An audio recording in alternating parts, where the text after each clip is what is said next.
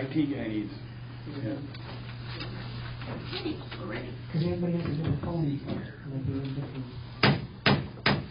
I'd like to call this meeting of the Princeton City Council to order. Clerk, call the roll. Mayor Mabry. Here. Councilmember Newman. Here. Gomez. Here. McCall. Here. McCransky. Here. Would you please stand and join us in the Pledge of Allegiance?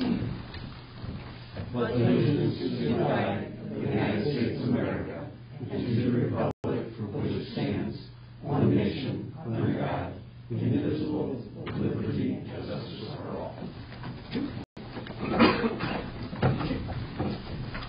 Thank you. Now we're going to go ahead and go to public comment periods. Public comment periods at the beginning and the end of the meeting. We'd like to have you limited to 3 minutes. If you'd like to speak to the council, you just come up to the podium. Anybody here for the public comment period? Feel free to come up. Don't be intimidated. We're glad to have you. First I'm here. Yep, right up there. Just give your name. That's all we need, please. My name is Deanna, and then I have my husband here, Robert. I've been trying to reach out for a while now. I live on the corner of Crown and Randolph, and it's a two-way stop right now. And we live on the west side. There's no sidewalk, and it's not a four-way stop. So for my kids and kids around us to get to the school, they have to either walk in the grass or walk in the road when there's snow or the grass is wet, or they have to cross that super busy intersection, and a lot of times it's blocked by cars that are parked. To get to the sidewalk, to walk the block, to get to the crosswalk, to cross over again. Can you get your first name? Deanna. Deanna. And I did bring pictures of kids walking to school in the road if anyone wants to see it. Absolutely. Absolutely. You can just go to that. I got it. I didn't do that two sets, so they're the same pictures, just you guys can go around. Some are my son, and then some are just random kids I see walking to school. Thank you for coming and bringing that to our attention. So, feel free to want to stick at the podium for a second. We can sit down, whatever. But normally what we do is then we have our what we call homework assignments. So the council members will go drive around and take a look at that, and then we'll discuss it and discuss some ideas. Okay. So the first step is bring it to our attention, which you've done. We appreciate that, and now we're on the homework assignment. We'll work on it. Sounds good. Thank you. Anyone else like to speak to the council? Okay, very good. Now we'll go ahead and go to our first item of business, which would be minutes. Please. I move that we approve the minutes from our regular council meeting on October 21st, 2024. Second. We have a motion and a second for the minutes. Any questions or comments about those? Clerk, call the roll. Councilmember Newman. Aye. Gomez. Aye. McCall. Aye. McCransky. Aye. And Mayor Mabry. Aye. Thank you. Now we'll go to the invoices, please, with City Clerk Janet Henning. In the Department of Accounts and Finances, we have $298,633.01. In the Department of Streets and Public Improvement, $72,142.51. In the Department of Public Safety, $362,791.36. And in the Department of Public Property and Utilities, $436,556.75, with a grand total of $1,170,123.63. Mayor, all council members present have confirmed their review of all invoices, and they're now submitted for disposition. I move that we approve the invoices as presented. Second. We have a motion and a second for the invoices. Any questions or comments from the council? Seeing none, clerk, call the roll. Councilmember Newman. Aye. Gomez. Aye. McCall. Aye. McCransky. Aye. And Mayor Mabry. Aye. Thank you. Now we'll go to the reading of ordinance 024-016. Next on the agenda is ordinance 0-24-016, an ordinance decreasing the speed limit on North Euclid Avenue between B and SF Railway and Backbone Road to 35 miles per hour. This is the second and final reading. I move that we approve ordinance O-24-016. Second. We have a motion and a second on that, and I believe we discussed that in the past meeting. With the intent of that is to be able to allow the UTVs to safely get out to the Sullivan's Walmart area. And so with that all said, is there any other questions or comments from the council? Seeing none, clerk call the roll. Councilmember Newman. Aye. Gomez. Aye. McCall. Aye. McCransky. Aye. And Mayor Mabry. Aye, thank you. Next on the agenda is the suspension of the requirement for a second reading for ordinance O-24-17. This is an ordinance amending ordinance O-15-11-03-20, entitled An Ordinance Establishing an Enterprise Zone within the City of Princeton, Illinois, said enterprise zone being a portion of a larger enterprise zone encompassing contiguous portions of the cities of Princeton and Spring Valley, the village of Granville, Hennepin, Ladd, and Mark, and the counties of Bureau and Putnam, Illinois. I move that we approve the suspension of ordinance O-24-17. Second. We have a motion and second, and for you folks in the audience, in just a minute here, Teresa will explain about the ordinance, why we are moving forward with not having a second reading on this. It's going to be done in a timely fashion, and it's a good project for the County of Bureau. So go ahead, if you would, please, clerk. Councilmember Newman. Aye. Gomez. Aye. McCall. Aye. McCransky. Aye. And Mayor Mabry. Aye, thank you. Next on the agenda is ordinance O-24-17, an ordinance amending ordinance O-15-11-03-20, entitled An Ordinance Establishing an Enterprise Zone within the City of Princeton in Illinois, said enterprise zone being a portion of a larger enterprise zone encompassing contiguous portions of the cities of Princeton and Spring Valley, the village of Granville, Hennepin, Ladd, and Mark, and the counties of Bureau and Putnam, Illinois. This is the final reading. I move that we approve ordinance O-24-17. Second. We have a motion and a second on that. And Teresa, if you would, just expand on what we're voting on tonight, please. As you see in your packet, there's the longer ordinance that's in there. Anytime one of these amendments is made, each of the participating communities, counties, have to pass the amendment ordinance. I won't read through the entire portion that I just went through, but inside of the ordinance packet, you do have a map. I'm not sure if yours is printed out kind of dark. You do have the color, but you'll see the yellow lines. Those are yellow line and white at the bottom, showing the contiguous existing enterprise zone acreage. Basically, what it's going to do is the proposed going north on 40, Illinois 40 there. It'll be a blue line. Thank you for the favors. And up to that red box, which is where the said project is. Is it okay to say the name of it? Absolutely, okay. Absolutely. Which is Bartlett Grain. So that portion up there is actually 3 parcels, and it's a little over 155 acres for said project. Like the mayor said, and you've been at a couple of the meetings, I'll let you speak up if you want. It'll be a significant project for the area, and it's a great location for it, and with its location to the transportation network there. So, any questions on that? This property is on Route 40? Yeah. Okay. Yep. Yeah, you can see that faint blue line. Yes, I do. That's 40 there. Yep.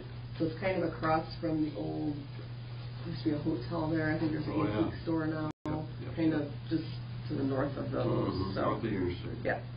I do want to point out, just behind that page, that where the map is, the very next page, we do have there's 5 items there, just so you can kind of keep in mind the way we've done the amendments and when those amendments have happened. So instead of throwing a whole bunch of land into an enterprise zone at the beginning, consuming all of the acreage, they decided to add, as projects come along, we extend the enterprise zone out, so you don't eat up all of the acreage of what's allowed in the enterprise zone. So, any questions on that? And like the mayor said, it's a timely matter. That's why we're trying to get this taken care of. So, but it's a good project for the county. So, And Teresa did a good job explaining. So, it's already been reported in the local papers and on the radio. We are just a member of the enterprise zone, so it's just a formality, and we want to get our homework done, so we're not holding anybody up. I would like to say that in being in these meetings, our former mayor, Keith Kane, that served as mayor for 16 years, he's been spearheading this project in a very positive manner with the county. He's one of the county board members. And so we appreciate, again, our theory is what's good for Bureau County is good for all of us, and so we're excited about this. It's going to create 25 full-time jobs, and it's a little over $50 million project with a interesting to see this. This is going to be very exciting. This loop that they're going to build, they're building a rail spur, so to speak, but it's a loop that has enough room for 125 rail cars plus the locomotives, with the idea that they're going to ship one train load of grain to Mexico every week. We'll see how that flies, but good for them. So very ambitious on their part. We're glad to have them. So nice job, Teresa, explaining please on that. Okay, we're ready for a vote on that. Clerk, call roll. Councilmember Newman. Aye. Gomez. Aye. McCall. Aye. McCransky. Aye. And Mayor Mabry. Aye, thank you. Next on the agenda is ordinance O-24-18, an ordinance authorizing the execution of the RMA minimum maximum contribution agreement. This is the first reading. I move that we advance ordinance O-24-18 to the second reading. Second. Motion and second. And again, Teresa, if you could expand on that, what we're voting on, please. Sure. This is our annual agreement for our RMA insurance, and we are opting for the minimum max contribution agreement. We did see an estimated 5% increase in insurance, which is not as bad as it could have been, given what property insurance has went up this year. So, if you have questions on this. So this is property, not health care, or is it? This is property. Okay. I'll expand. Let me explain this because the min-max can be kind of confusing. So I did find a pretty good explanation for this. The min-max option provides an incentive for members to control and reduce losses through effective accident prevention claims management efforts. If losses and claim costs are lower than anticipated, we may say realized overall savings. However, if losses and claims costs are greater than anticipated, we may be penalized and have to pay additional contribution. So our goal is to obviously stay in the minimum, and doing so, we'll work with our provider to do a little bit more safety training, that type of stuff, just to stay ahead of it. So we're trending well right now, so we stay that way. Okay. Any questions from the council? Seeing none, clerk, call the roll. Councilmember Newman. Aye. Gomez. Aye. McCall. Aye. McCransky. Aye. And Mayor Mabry. Aye, thank you. Next on the agenda is ordinance O-24-019, a petition to de-annex property from the city of Princeton, Jim Rapp. This is the first reading. I move that we advance ordinance O-24-019 to the second reading. Second. We have a motion and a second. Again, we're going to defer to Teresa. She's going to give us a quick education. You're going to see actually three ordinances that Janet's going to be reading that all apply to the same thing. So by Teresa explaining it once to us, it'll apply to the other two coming up. I'm going to defer. To me. All right, there we go.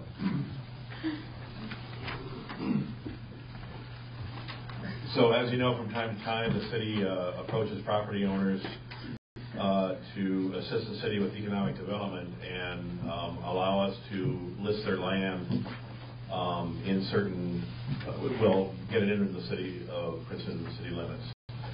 So Mr. Rapp's been a pro-Princeton person his whole life, and has been very generous with allowing us to put, I think from time 100 to up to maybe upwards to 400 acres into the city limits, or considered that much acreage at one time or another. He had about 240 acres maybe in this whole large blue parcel here that goes from roughly behind John Deere there all the way over to this section right here. So all of this is Mr. Rapp's land that he had allowed us to bring into the city limits. He received a property tax rebate on that property that was annexed 20 years ago. That abatement has now expired, and Mr. Rapp has been approached by other types of development that whereby it would be advantageous for him to de-annex for a certain portion of that land. So he's proposing to take out this section right here from the section line down to the interstate. And in order to do that, his neighbor here needs to DNX. And in order for that to happen, this neighbor has to DNX.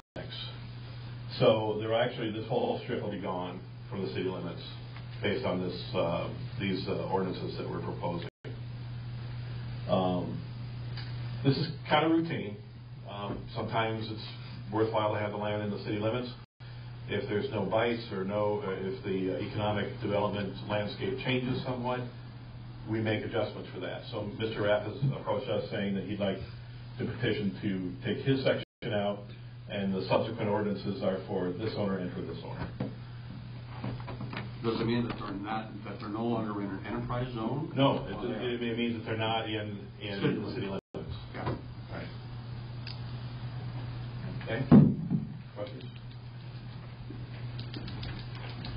And this project has no negative bearing on the city as far as it's something that, being DNX out, he can then proceed with this project. I don't know if he's going to, is it something you can tell what that project is to the public? Well, I guess. Why don't you come up to the microphone? I can. You enjoy that. It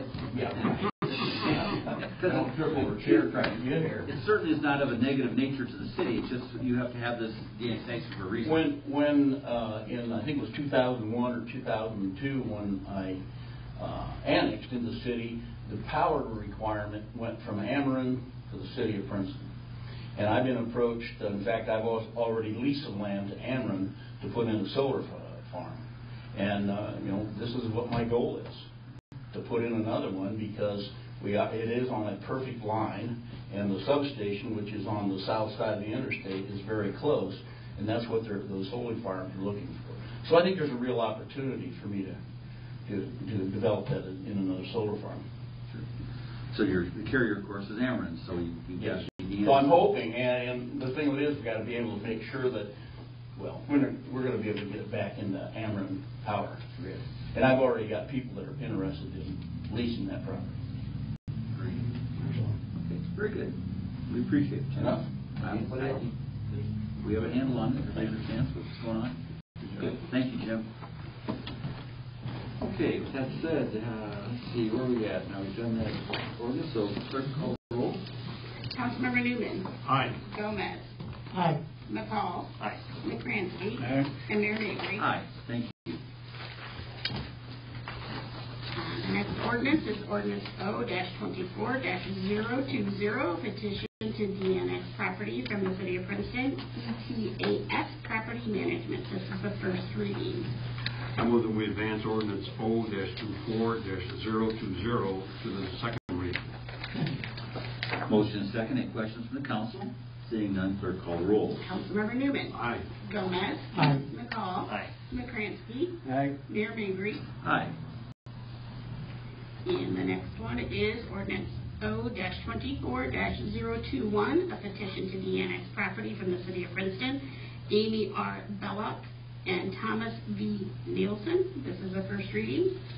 I move that we advance ordinance O-24-021 to the second reading. Second. Motion and second. Any questions from the council? Seeing none, clerk call the roll. Councilmember Newman. Aye. Gomez. Aye. McCall. Aye. McCransky. Aye. And Mayor Mabry. Aye. Next is Resolution R-24-018, requesting temporary closure of Illinois Route 26 from Putnam Street to Peru Street on Friday, December 6, 2024, for a Christmas parade. I move that we approve resolution R-24-018. Second. We have a motion and second. That's pretty self-explanatory. Any questions from the council? I understand Santa Claus is going to be there. We don't want to slow this down. Okay. Clerk call the roll. Councilmember Newman. Aye. Gomez. Aye. McCall. Aye. McCransky. Aye. And Mayor Mabry. Aye. Thank you. Now we'll go on to our city manager report, please. First in your packet, from about the third page from the back, Princeton Police Pension Report for September 2024. The summary pages are included in there. The very next page, holiday garbage schedule. With Monday being Veterans Day, there will be some adjustments. City offices will be closed Monday Sunday, November 11th, in observance of Veterans Day. Monday garbage will be picked up on Tuesday, November 12th, not a recycling pickup week. Thanks for noting that. Tuesday garbage routes will remain the same. Please put items out early. They tend to start earlier on those days when they have a double route like that, earlier than normal, I should say. And just a reminder, City Hall will be closed as well on the 11th. Cemetery cleanup, if you haven't seen the notice out already. After November 15th, city crews will begin removal of any remaining summer and fall decorations from the City of Princeton cemeteries. Please remove any summer and fall decorations you'd like to keep before November 15th. Winter decorations can be put out after November 15th. Last item I have listed on here before I have a couple other things. Maine and Peru, I want to give everybody an update on that because there's always discussions on Facebook about Maine and Peru. The intention was to start Maine and Peru shortly after Main Street was repaved. We did have the stoplights were on back order. However, they have come in. So, and the gas lines have been moved. You probably saw some construction out there. Everybody got excited. However, with the season starting to change and some other projects that the crews have been moved to, not street crews, there was a request put into IDOT to suspend the construction until the spring. So IDOT did grant that, so we will wait until spring on that intersection. So we'll get there. But it is ready to go. The lights are there and everything, so it should be ready to go in spring when everybody's at that point. Just a reminder, candidate petitions can still be picked up here at City Hall and are due the 18th, November 18th by 5 p.m. And then I also have, I'm going to give to the mayor, the Illinois Municipal Electric Agency Annual Report 2024. You didn't get one, did you? I did not. Okay. I have two. If any council would like to have a copy of that, let me know and we'll get you a copy, or I can scan it in even and get that to everybody. So, or you can share. We've got 2 copies here. So, but that is there if anybody would like to see that. So. Anything else? No. Okay. This is not. Oh, okay. Okay. Very good. Thank you, Teresa. Under Mayor's report, if I would just take a moment here. So we have Veterans Day coming up November 11th, and as we did last year, I'd like to recognize the city council members as well as the city staff that are here tonight that are veterans. So we're going to start out with, on my right here, we have Jerry Newman, who served in the United States Marines. And then we worked our way down. We got John Isaacson, our city attorney, served in the United States Air Force. Marty McCransky served in the United States Air Force. Hector Gomez couldn't quite decide where he wanted to be. He was in the Marines and the Army. He's an overachiever, so good for Hector. Bob Davidson back in the far aisle there, or row. He served in the United States Army during Vietnam era, or during Vietnam on the ground. Is there anyone else here in the audience that served in the military? Jim, what did you serve? What rank? Illinois Air National Guard. Illinois Air National Guard. Good for you. Great. I like you. Yep. And What about you? I had served in the United States Army Reserve. Thank you, Marty. I appreciate that. So let's give everybody a big round of applause. Mayor, what did you do while you were in the reserves? 27 years trying to catch up with you. Hector outranked me. Doggone it. I just couldn't keep up with him. No, you're MOS. I was a combat engineer, heavy equipment operator. So, yep. As we like to say, every piece of heavy equipment's got 2 levers, lever A and lever B. If you don't know how to run lever A, lever B. If I could, I know, wisdom, I know. If I could now, I'd like to mention here, and this is a very somber moment here, we have people that serve in our community and serve with for the city of Princeton, and we lost a gentleman that passed away. His name is Richard. We knew him as Rick Taylor. Rick Taylor was born October 30th, 1955. He passed away November 1st. Rick graduated from Lowell High School. He served in the U.S. Army from 1973 to 1979 as a military policeman. He came back from serving our country and continued on as a policeman. He served in Spring Valley, Sheffield, Buda, Tisquoa, and then he finally finished his career, and we're glad to have him. He served 10 years with the Princeton Police Department, retiring in 2007. He retired at the rank of sergeant. So we'd like to extend our condolences to his wife and family for the passing of Sergeant Rick Taylor from the Princeton Police Department, who served very honorably protecting our community. Thank you. With that said, we're going to go ahead now and move on, if we could, to old business. Is there any old business this evening? Seeing none, is there any new business? Very good. I think that gets us down to public comment period. Anybody for public comment period? Okay, very good. We'll go ahead then, if you would, Jerry. Sure. I move that we adjourn our regular meeting this evening and reconvene for our next city council meeting on Monday, November 18th, 2024, 6 o'clock at City Hall. Second. We have a motion and a second. Clerk call roll. Councilmember Newman. Aye. Gomez. Aye. McCall. Aye. McCransky. Aye. And Mayor Mabry. Aye. This meeting is adjourned. Feel free to stick around and talk to your councilman. Thank you.